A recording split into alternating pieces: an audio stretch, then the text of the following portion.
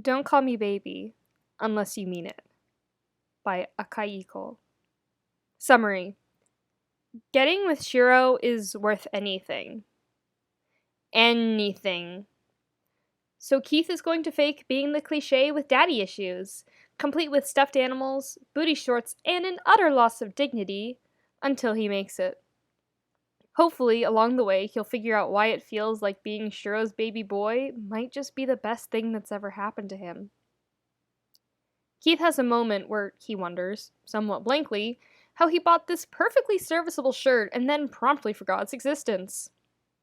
Then he looks down and remembers, in a series of post-traumatic flashbacks, exactly why he'd blocked the shirt from his consciousness. Namely, 3 words, in a font that isn't Comic Sans but comes insultingly close to it, garnished with red glitter, Daddy's little boy. Keith? Very slowly, he turns to look at the closed door to his bedroom. Keith, are you okay? I heard probably some kind of vaguely strangled noise, but Shiro's too nice to articulate that kind of thing. Keith? If you don't answer, I'm coming in.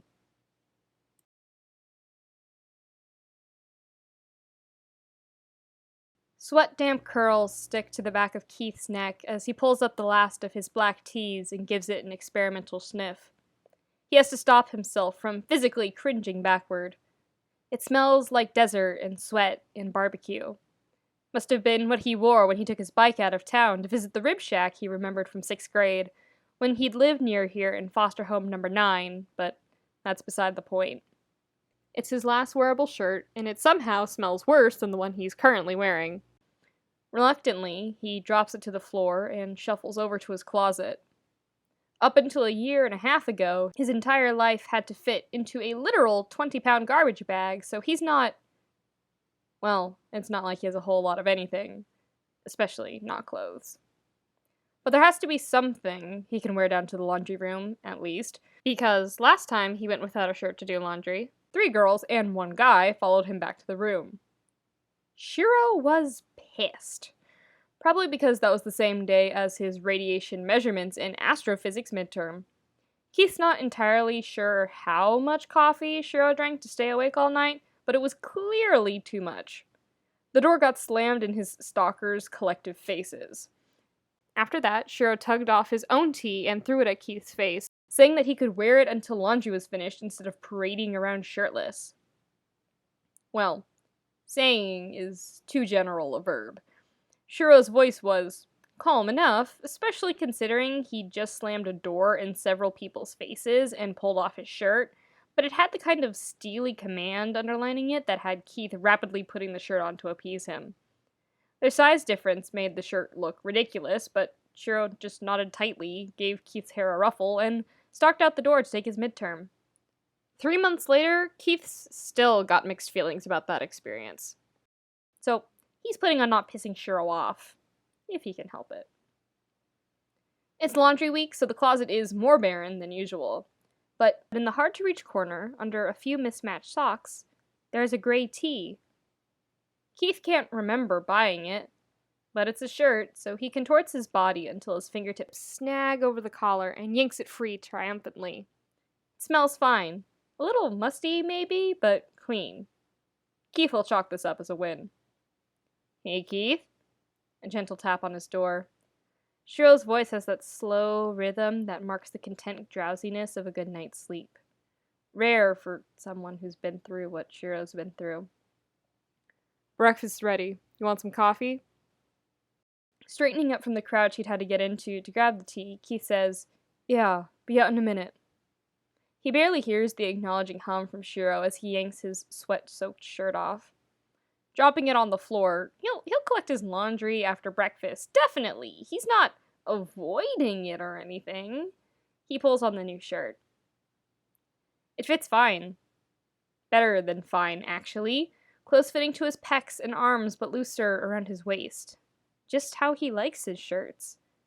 Keith has a moment where he wonders, somewhat blankly, how he bought this perfectly serviceable shirt and then promptly forgot its existence. Then he looks down.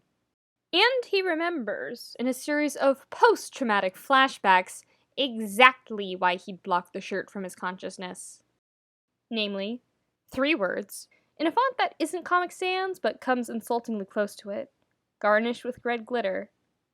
Daddy's little boy. 4 or maybe 5 months ago, toward the middle end of summer, Lance dragged him out clubbing.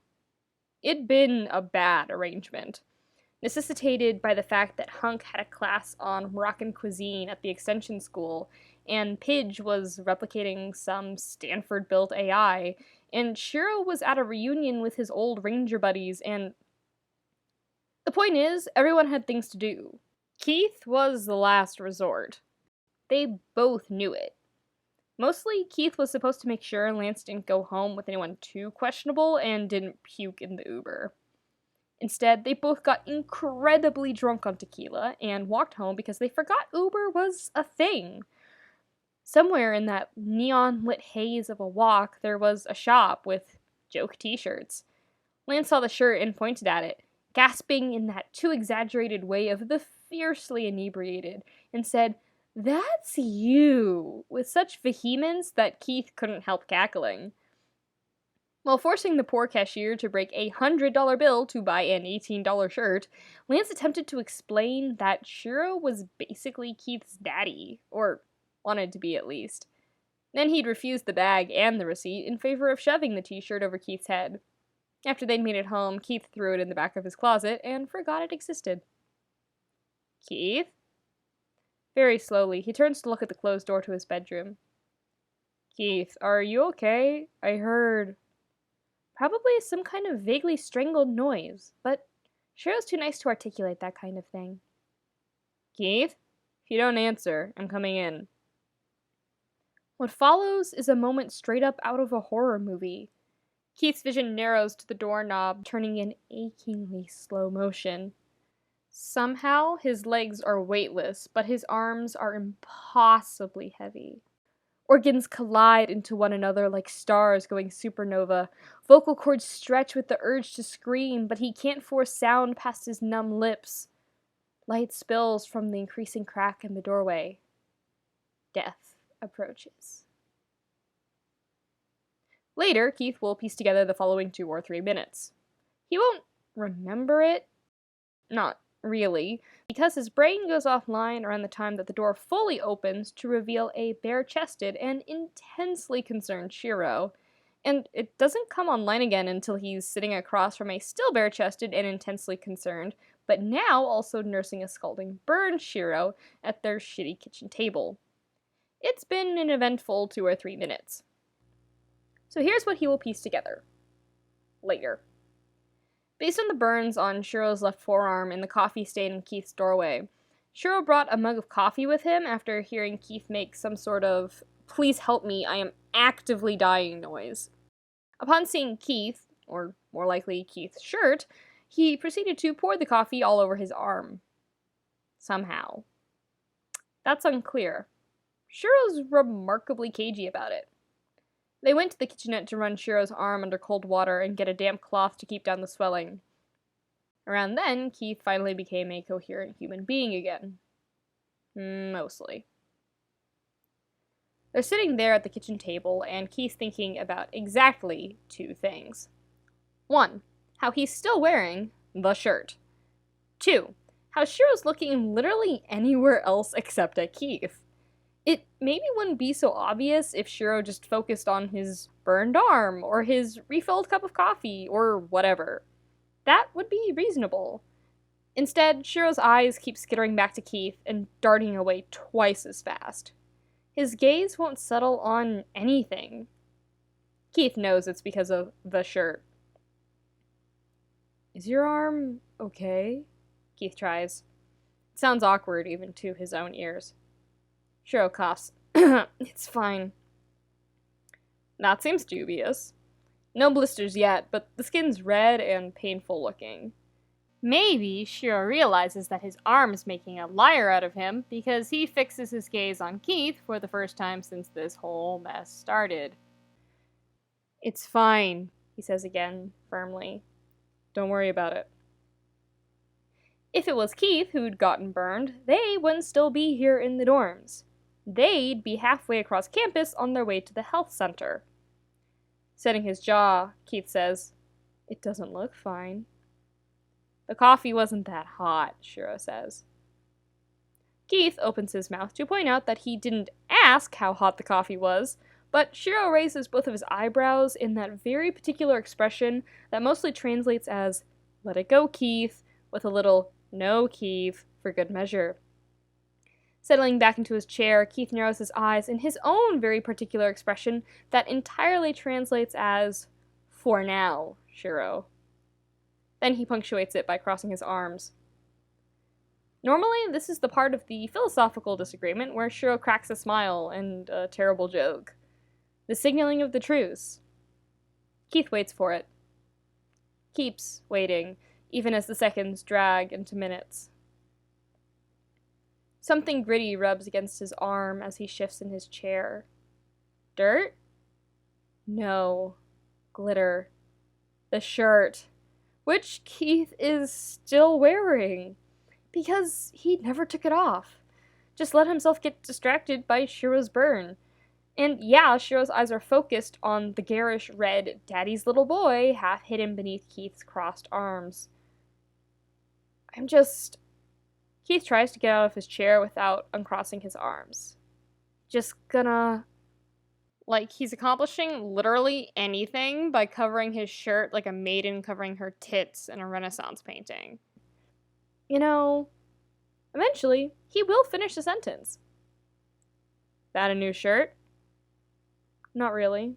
Maybe. Yeah. The worst part about this is that Shiro doesn't look amused or judgmental or some other entirely normal reaction. Mostly, he just looks contemplative. He lingers on Keith's chest for a few seconds more before flicking up to center on Keith's face. In the 3 years they've lived together, Keith's learned and cataloged every single one of Shiro's facial expressions. Call it a hobby. The expression on Shiro's face right this second isn't one he knows.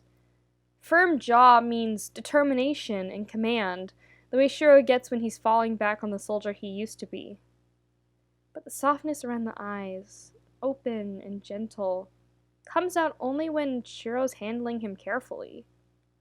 Something about the combination steadies Keith, makes him wait for Shiro to decide what to do when he'd maybe rather be running for the safety of his room. Finally, Shiro asks, "Why?" "Lance," Keith says. Explanation and excuse in one neat package. It even happens to be true, but it feels insufficient when Shiro's looking at him like this, so he adds, "Remember when we went to the club last summer?" A hum of acknowledgement. "We saw this on the walk back. I guess Lance thought it was..." See, Keith remembers what Lance thought. It's one of the few things he does remember from that tequila-soaked night. Shiro's like the answer to all your daddy issues. But he doesn't want to say that. "Lance thought it was..." Shiro prompts. He's leaning forward slightly, elbows braced on his knees. Approximately 46 seconds pass before Keith settles for... relevant. Is it? One of Shiro's eyebrows goes up and he tilts his head a few degrees. Like, he really needs to punctuate that question. What? If Keith makes a break for it now, he'll be forever shamed. That doesn't mean it's not tempting. 14 steps and he'll be in his bedroom. Fuck having a shirt for laundry day. Naked would be better than this. Is it relevant? Lucky, maybe, that Keith hasn't tried to move away from the table just yet. When his legs give out, he lands neatly back in his chair. Said chair skids half an inch, but no more. "No," he gasps out. Even he isn't sure if that's an answer to the question or a general protest against the shape of his morning. One corner of Shiro's mouth tucks in, like he's physically biting back a smile. The kind of expression that from anyone else would have Keith on the defensive. but it's paired with the infinitely gentle way Shiro says, "It would be okay if it was." "Well, it's not," Keith says, mulish because he doesn't know how else to deflect. God, he hates whatever is in his expression right now. Whatever Shiro reads with a quick once-over. It must be approaching vulnerable, since the bitten-back smile disappears and Shiro moves his chair closer. "It's okay if it's not," he says. "It's okay, Keith." People tend to get like this with Keith. They see him, teeth bared defensively, and either bite back or try to soothe him down. By age 14, he'd realized that most people saw him as a wild animal first and a human boy second. It kept away the worst things in the home, though, so he'd gone with it. Now he just wants to hide from it, or maybe, more accurately, from the fact that Shiro's still the only person who treats him soft because he thinks Keith deserves soft instead of because he thinks Keith will bite him. "I know it's okay. It's Lance's dumb idea of a joke. I don't care." They both know he cares way too much. I don't even know why he thought it was funny. With a huff that's close to laughter, Shiro settles his prosthetic hand over the nape of Keith's neck. The metal is cool, an easy, familiar weight. Fingertips dig gently into the pressure points at the base of Keith's skull. Shiro moves slow and deliberate. Takes his time and doesn't let up until the tension finally starts to leak from Keith's spine. It turns gentle then, closer to petting than anything. Maybe Lance knows you need someone to take care of you. Keith struggles to keep his eyes open. He's listening into Shiro, he realizes, but they'd been arguing about something. "I don't," he says. Another huff of that almost laughter. "Keith," Shiro says. There's this particular way he says Keith's name, gentle but firm, like he's making a promise he intends to keep. "You could stand to let someone take care of you sometimes." But Keith is ready to argue, on principle. Shiro's fingers tighten on his nape, pulling him in so that his face lands in the notch on one broad shoulder. Keith rubs his cheek against warm skin and breathes in the masculine, heady scent of Shiro in the morning. The combination means safety, and it saps all the fight from him. "Cheater," he mutters. "I know," Shiro says. He sounds only a little smug. Hard to resent him for that when he keeps stroking his fingertips over Keith's neck. It's too easy to sink into his strength. "You going to be good for me now?" he asks. Oh.